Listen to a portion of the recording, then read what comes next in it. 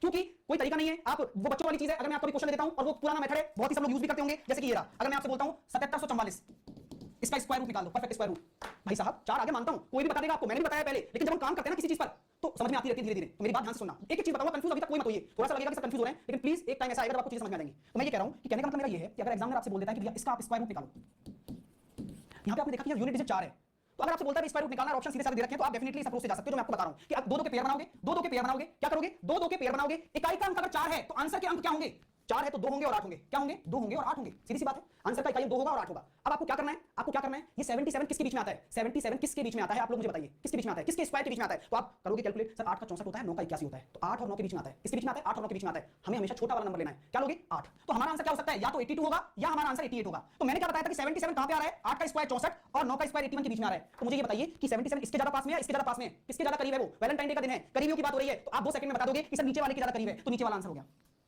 देखो थोड़ी एग्जामिनर कि ये क्वेश्चन दे देगा आपको लग रहा होगा कि वाह ऐसे क्वेश्चन आएंगे, मजे हो गए हमारे। क्वेश्चन बताता हूं कैसे आएंगे, कर लोगे ना, एक क्वेश्चन इस पे करा देता हूं जिससे संतुष्टि दिल को हो जाए, अरे वाह हमने निकालना सीख लिया। लेकिन क्वेश्चन ऐसे नहीं आते, क्वेश्चन ऐसे आते हैं, देखो क्वेश्चन आते हैं कि किसी संख्या में ऐसा क्या जोड़ा जाए कि वो परफेक्ट स्क्वायर बन जाए, किसी संख्या में क्या गुणा किया जाए कि वो परफेक्ट स्क्वायर बन जाए। इन तरीके के क्वेश्चन का इस मेथड से दूर दूर तक कोई ताल्लुक नहीं है, ये बस खेलने के लिए आप खेलो, मैं आपको क्वेश्चन दे रहा हूं, आप कर लोगे, ठीक है ना। एक क्वेश्चन और कर लेते हैं, फिर मुद्दे की बात करते हैं। जैसे मैंने ये देख लिया 28561, इसका स्क्वायर रूट निकालना है।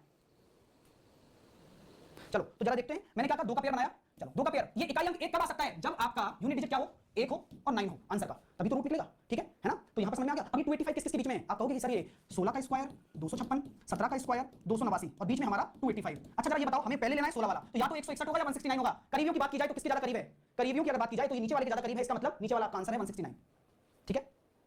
चलिए क्लियर हो रहा है, आप सब लोग मेरे दिल के करीब हो जितना हो सकते हो, ठीक है। अब क्वेश्चन कैसे आते हैं मैं आपको चीजें बताता हूं। तैयार हो सुनने के लिए, तैयार हो क्या, मैं बहुत बड़ी ग्रंथ लेके आया हूं और